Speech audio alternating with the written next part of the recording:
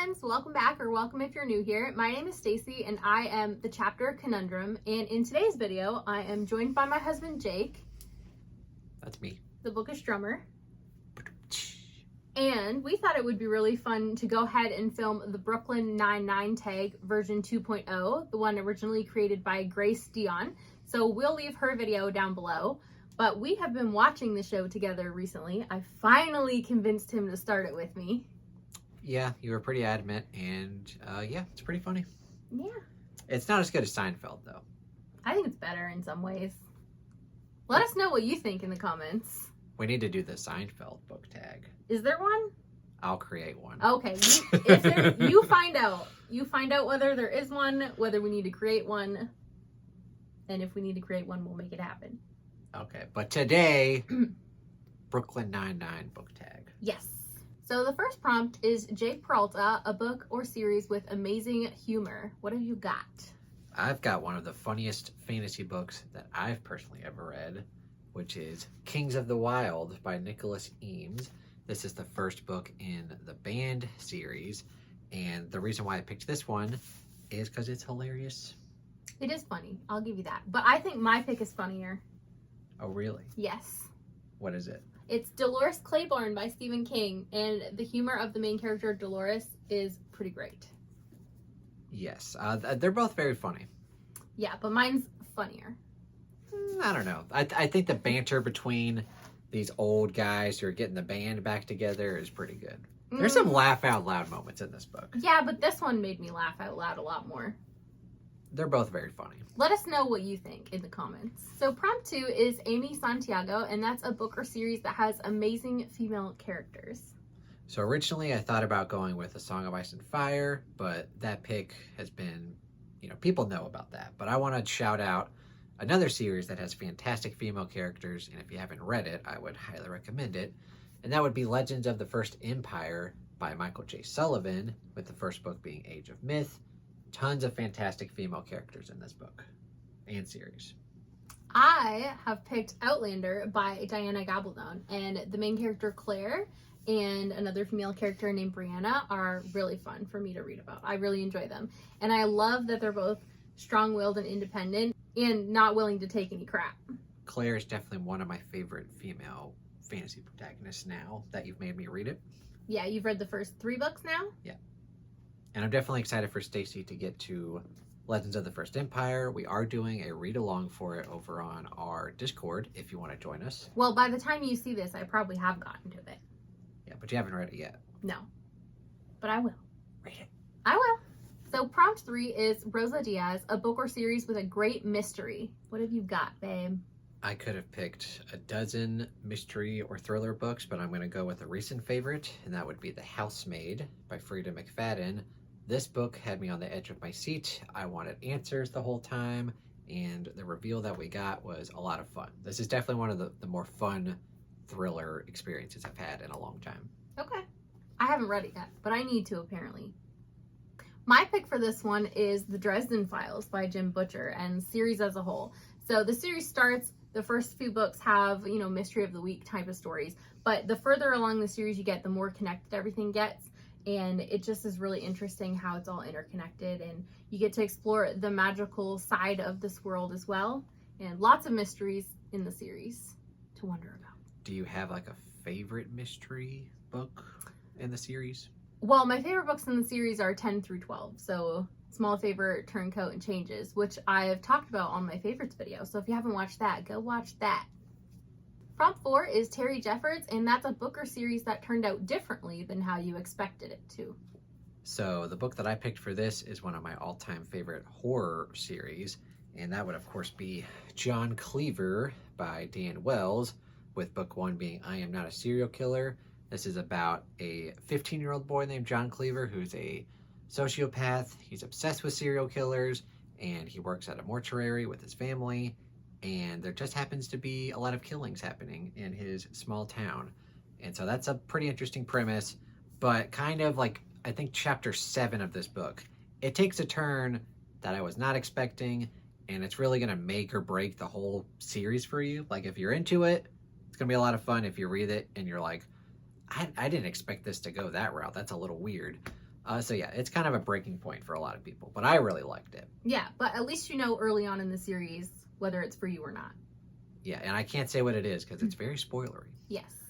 So my pick for this one is going to be The Poppy War by R.F. Kuang. And basically, if you know about this book, the first 2/3 has a very different tone, and then the war breaks out and things shift drastically. I really didn't expect quite the tone shift that this has, and for that reason, I'm going to say the series turns out differently than what I expected based on the first 2/3 of this.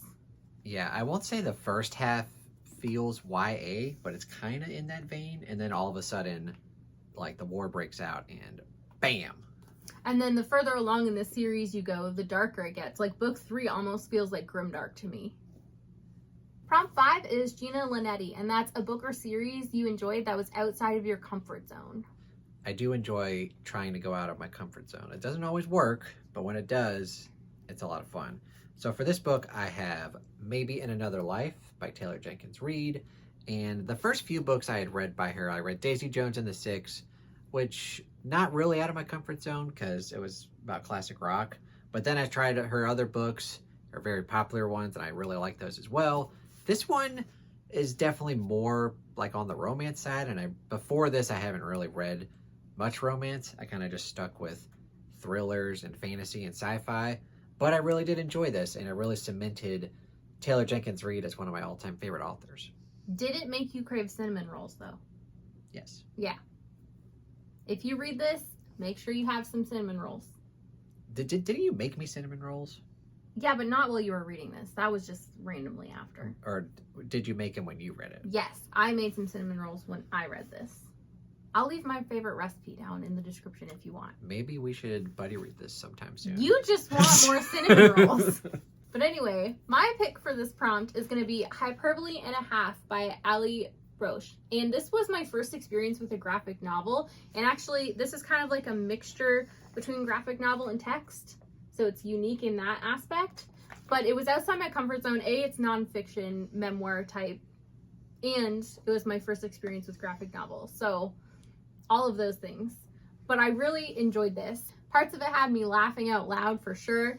And then other parts were very serious and relatable. But either way, it was a great time. Prompt 6 is Charles Boyle, and that's a book or series that has immersive descriptions, so food descriptions or otherwise. And I went with like immersive descriptions as for fantasy world building. Okay. And probably the best, this is my second favorite series, but I would say overall this is probably my favorite world building out of any series I've read. And you might be able to guess what it is. It's The Way of Kings, Stormlight Archive by Brandon Sanderson. This world is just very imaginative, the world of Roshar, and just down to every little detail about the economy, the food, the plants, the wildlife, just anything you can think of, the magic. It's very imaginative and very immersive, so definitely one of the best world building in fantasy. We shall see if I agree with you when I read it. I'm sure I'll love it, but whether it's a little too descriptive for me, it remains to be seen. Maybe. So this one was actually a bit tricky for me to answer, only because usually I don't enjoy descriptions in my books. I'm somebody who doesn't visualize while I read, and so when I get to lengthy chunks of description in a book, it usually has me zoning out. But there is one particular instance of a fantasy world where I thought the world building was very well done, very thoughtful and intentional, and that would be Jade City by Fonda Lee, or Green Bone Saga.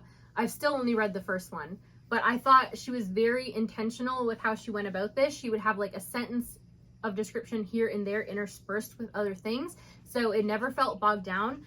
But she was also very thoughtful in what she picked to describe, because you also felt like you got a real sense of the world. So I appreciated it for that reason. So prompt 7 is Captain Holt, and that's a book or series that subverts classic tropes. What do you got for this one? I've got a classic answer, which would be A Song of Ice and Fire by George R.R. Martin. Of course, I'm holding up the first book, Game of Thrones. It basically takes a lot of fantasy ideas that we know and love, and George just kind of flips it on itself. There's a lot of character deaths of like main characters in here. There's also the typical fantasy like battle between good and evil, but in here it's kind of blurred. Like you're not really sure, like there's not really any evil people. There's just like I don't know about that. I think there's some evil people. well, I think there's evil people on both sides. And not only that, but there's not just like one house versus another. There's 7 houses and they're all kind of going after each other while avoiding the real problem of the others, the White Walkers. So you've got all that happening, and yeah, there's just a lot of grayness in this book. Like there are good people, there are bad people, but sometimes, you know, George in later books, you'll be rooting for the bad people and then maybe the good people have gone bad. And I don't know, there's just a lot of interesting stuff that he does and very subversive, especially when he originally wrote this in the 90s. A lot of people were kind of just continuing what Lord of the Rings was doing and what Robert Jordan's doing with Wheel of Time, but he went a different route. Yes. So my pick for this is going to be the Broken Empire series by Mark Lawrence. And if you know anything about this trilogy, it follows a villainous main character. He is violent, he is angry, he's hellbent on revenge, and he is not a good guy. So this definitely subverts the hero's journey. Yeah, I would not say he's a hero. No, he is not a hero. He's a bad guy. A lot of people, when they read this, can't even find a reason to root for him. Like, he's that villainous. I didn't like him. I really loved reading about him, though, because it was so interesting to delve into tidbits of his backstory and try to piece together how he got to where he is. Well, I'm glad you liked it. Yes. I thought the storytelling style was really unique, and I really appreciated that Mark Lawrence wrote him in a very multi-dimensional way. Like, he had a lot of inner conflict while all this was happening, so it was very intriguing. Prompt 8 is Hitchcock and Scully, and that's a book that made you want to sit in one place and binge it until you were done. I had a lot of options for this because I am definitely a binge reader. If it's short enough, I'd like to binge it in one sitting, which for this book, I definitely did. That would be Sleeping Giants by Sylvain Neville, the very first book in the Themis Files trilogy. Probably one of my favorite trilogies of all time. And it's very immersive because the audiobooks are really well done. Full cast narration, and once you figure out what's going on, you just have to know how it ends and how it all wraps up. And yeah, definitely, I think it's like 8 hours on audio. And It's short. Yeah, and I just cranked it up, and yeah, I could not stop. I needed to know what was going to happen. So my pick for this prompt is going to be The Hunger Games by Suzanne Collins. And this is one I read back before I was really an avid reader. And I sat and binged this entire trilogy in a weekend, which is seriously impressive for somebody who didn't really read back then. So granted, only the first movie of this series was out when I sat down and binged it. So part of it was I was desperate to know what happened. I couldn't go watch the movies to figure it out quickly. I had to sit down and read the books. But I definitely found these to be super addictive and fast-paced, and I'm due for a reread, so I'm hoping I have a good time with it and they hold up. I had a similar experience, actually. My brother's wife, well, at the time, they were dating, but she had told me about Hunger Games. I didn't really know anything about it. She gave me the first book, and one night, like 8 o'clock at night, this was probably when I was in college, I started it, and I was like, oh, I'll just read a couple chapters. Meanwhile, it's 4:30 in the morning, and I finished it. And I'm like, wow, that was really good. And then I was like, oh, crap. Well, at least my pick was solid. This one is very addictive and very bingeable. So prompt 9 is Peraltiago, and that's a book or series that has an amazing romance. What do you got for this one? Well, this one was weird because I don't read romance, and I typically, like the books that I read, like my favorites don't really have great romance. You know? I don't know about that. You have liked some books with solid romance. I don't like them because of the romance. That's though, is the thing. So I kind of went out of the box here a little bit, and I went with the Dark Tower series. And maybe y'all are thinking, like, really? Like that? But, like, the characters of Eddie and Susanna are really good, and they have a loving relationship, and yeah, I'll go with them. I don't really love them because of the romance, but I just went with that. But this one has a solid romance for you? Sure. Okay. Well, my pick is a lot more romance focused. It's a fantasy romance called Rhapsodic, the first book in the Bargainer series by Laura Thalassa. And the reason that this romance is so great for me is that this story is told in 2 timelines, and it follows them where she is younger at first. So they're just getting to know each other, and he is really there to support her emotionally with a lot of the stuff that she's going through. And then in the more present day timeline, they're starting to get together. So it's very satisfying that way. So the final prompt, prompt 10, is the squad, and that's to tag friends. And we don't have anyone specific in mind to tag for this. I thought you were going to say we don't have friends. No, we don't have friends. So we can't tag anybody. We have friends. We don't have anyone specific in mind to tag for this. But if you have seen the show and you haven't done this tag, then tag, you're it. We have friends. So this was fun, but now we got to find out if there's a Seinfeld tag. Yes. Because that's my favorite sitcom of all time. What? I wouldn't call it my favorite of all time. Oh, I know that, but it's mine. I think mine is maybe the Golden Girls. That's a solid one. Yeah. I'm pretty sure there's a Golden Girls book tag. I might have to look into that. Thank you for being a friend. Do, do, do, do. Travel down the road and back again. But anyways, that was it for the tag. Let us know what you thought of our picks down below. Also, let us know what you would pick for some of these if your answers were different. Have you read our picks? Are you excited to read our picks? Let us know all the good stuff down below. And if you've seen the show and are a fan of it, make your own tag if you have a BookTube video. We'd want to see it. BookTube channel. BookTube channel. You know what I'm trying to say. Yeah, words are hard. Yeah. Depends on the day. Every day. Oh, okay. So thanks to Jake for joining us today. It was fun having you on the channel as always. And thank you guys so much for watching. Don't forget to hit like and subscribe on your way out if you want to. And have a great day. Bye!